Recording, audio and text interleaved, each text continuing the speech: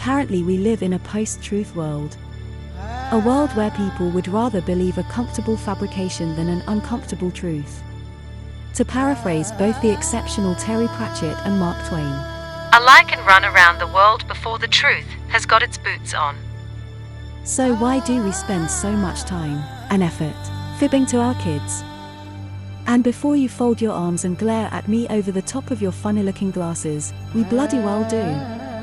We tell our kids all sorts of nonsense about a man in a red hat who delivers presents, and rabbits that lay chocolate eggs, and frightening bone-collecting fairies who turn up at your house in the middle of the night.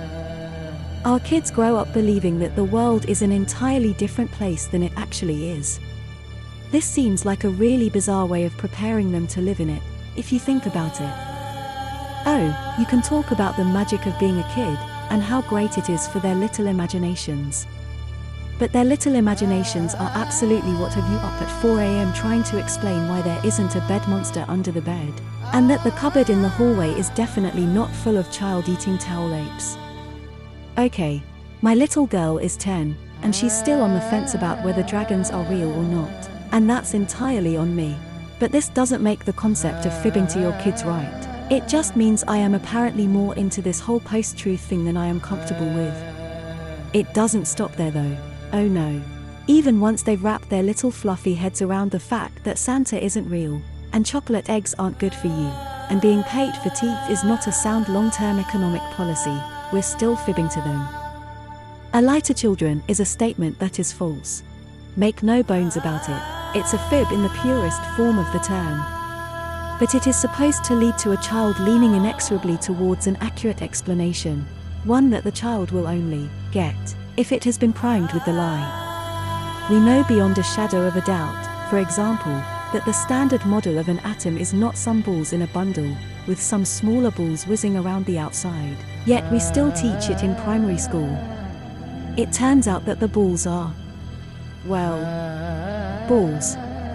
Most people, I suppose, don't really need all the festive detail about quarks and muons and the gloriously ambiguous quantum goop that slithers around the whole concept of atom.